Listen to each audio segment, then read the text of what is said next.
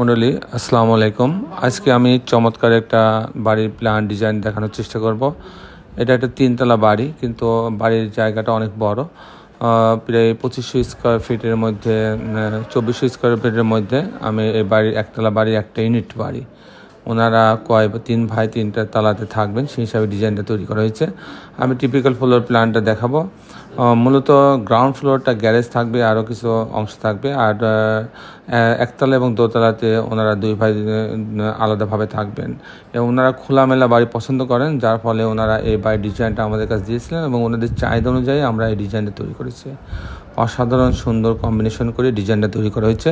আপনারা জানেন যে আমরা প্রতিনিয়ত নতুন নতুন বাড়ির প্ল্যান ডিজাইন আপনাদের মাঝে উপস্থাপন করি আপনাদের বাড়ি বানানোর আইডিয়া শেয়ার করার জন্য, দর্শক মণ্ডলী, এবং সেই সাথে বাড়ি বানাতে কেমন খরচ হয়, প্রতি স্কোয়ার ফিটে কেমন খরচ হয়, সেই হিসাবটাও আমি আপনাদের মাঝে তুলে ধরার চেষ্টা করি।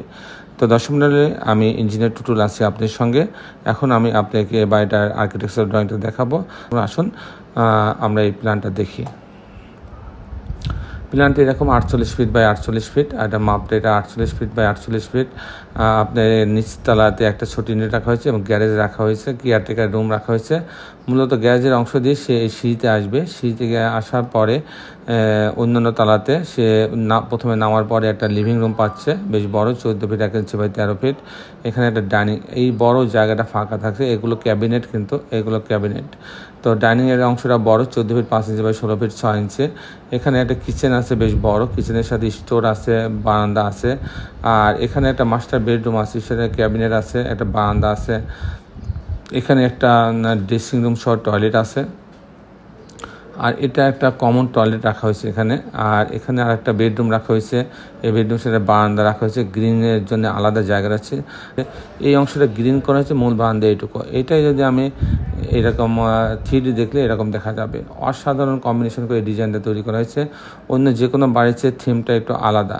তো যাই হোক দর্শক মণ্ডলী, এটা একটা বেডরুম, এর সঙ্গে গ্রিনের একটা জোন আছে, আলাদা ক্যাবিনেট আছে, এবং রুমটা বড়, 15 ফিট বাই 13 ফিট 7 ইঞ্চি। সাথে একটা ড্রেসিং রুম, ক্যাবিনেট সহ টয়লেট আছে। এখানে একটা বেডরুম আছে, এই বেডরুমের সাথে বারান্দা এবং বড় একটা গ্রিন জোন রাখা হয়েছে।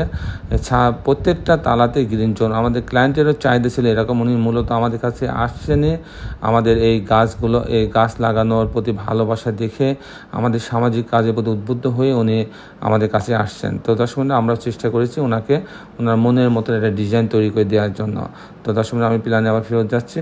এরপরে আবার এখান দিয়ে এই দরজায় ঢোকার পরে একটা প্রায় 17 ফিট বাই 14 ফিট 7 ইঞ্চি বেডরুম, সাথে একটা বারান্দা, গ্রিন জোন আছে এখানে।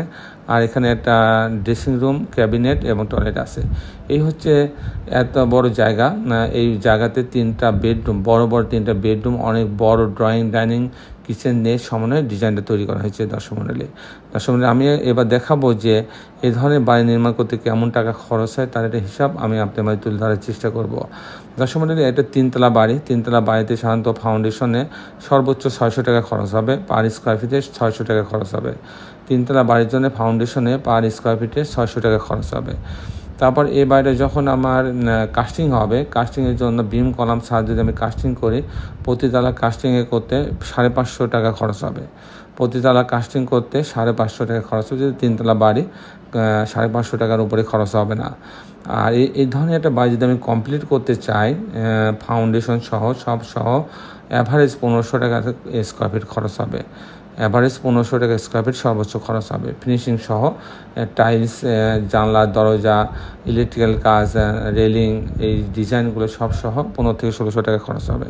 দর্শক মণ্ডলী, এই ছিল মোটামুটি আমার আজকের উপস্থাপনা।